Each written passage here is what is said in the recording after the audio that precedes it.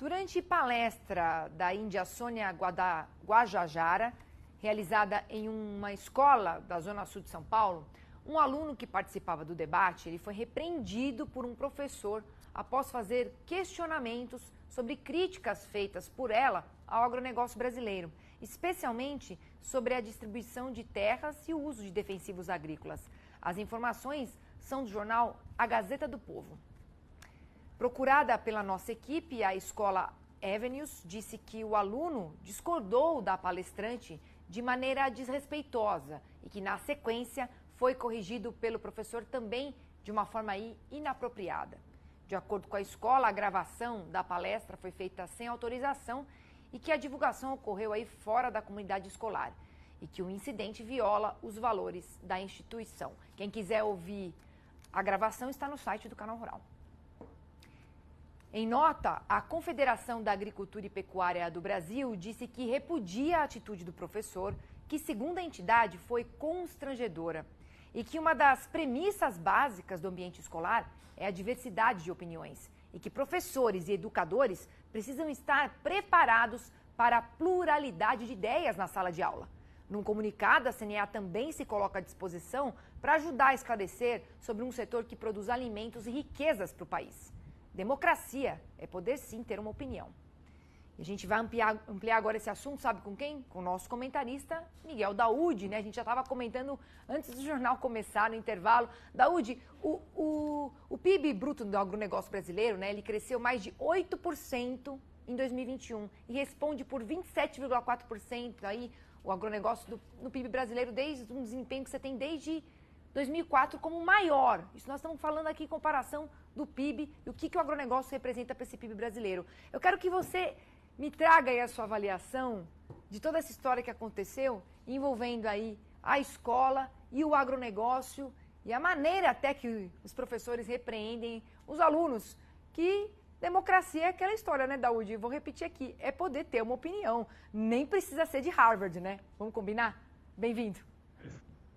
Bom, Priscila, hipocrisia não pode ser colocada em discussão, né? O agronegócio jamais pode ser criminalizado, né, por um tipo de um professor que se diz formado em Harvard por produzir alimentos. Mas eu vou no âmago dessa situação e já deixo aqui, professor, o meu desafio ao senhor. Eu não sou formado em Harvard, não.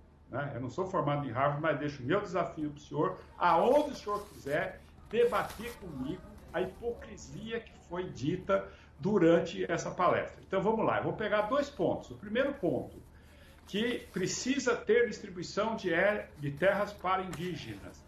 O senhor sabe que os indígenas hoje, em torno de 600 mil, 500 mil indígenas no Brasil, têm o dobro, professor, de Harvard, o dobro de terra que tem a produção agropecuária. Essas terras estão sendo invadidas por garimpo ilegal, por desmatamento ilegal e muitas vezes com o consentimento dos indígenas. Os indígenas que o senhor defende estão nessas aldeias, muitos deles alcoolizados, as crianças se prostituindo, não têm atividade.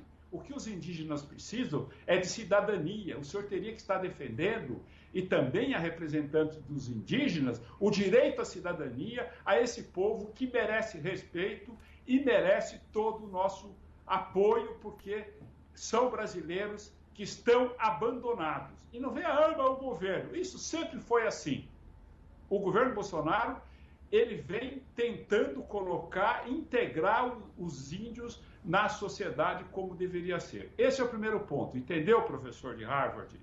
Os índios têm o dobro de terras que tem a produção agropecuária. Quando o senhor coloca da produção de alimentos, eu vou dizer uma coisa para o senhor. O senhor, acho que não estudou isso em Harvard. Thomas Malthus dizia o seguinte, que a população do planeta vai crescer lá atrás, professor, não é agora não. Vai crescer em progressão geométrica e a produção de alimentos em progressão aritmética. E em 25 anos, o mundo estaria morrendo de fome e de praga. Isso não aconteceu, professor. Sabe por quê? Porque a tecnologia, né, que se usa para produzir alimentos, né, para poder saciar a fome da humanidade, ela incorpora defensivos que eu gostaria que o senhor me mostrasse um estudo que mostra que algum produto de comida causou câncer e matou pessoas. Não existe, professor. Não existe isso. Então é um absurdo o senhor repreender um aluno que faz uma pergunta, ele nem estava ali defendendo o agronegócio, não, ele fez uma pergunta. E aí ele foi repreendido dessa forma arbitrária. E outra coisa, hoje a produção de alimentos, ela é suficiente para matar a população do mundo. Agora, sabe por que morrem pessoas de fome no mundo? Por raciocínios igual ao do senhor. Porque não tem renda. As pessoas, principalmente na África, deixam de comer porque não tem renda. Então, professor, vamos entender o seguinte. Eu desafio o senhor para um debate público, sobre esse assunto, sobre terra para índios, para indígenas e, por outro lado, a produção agropecuária brasileira, que eu conheço relativamente bem.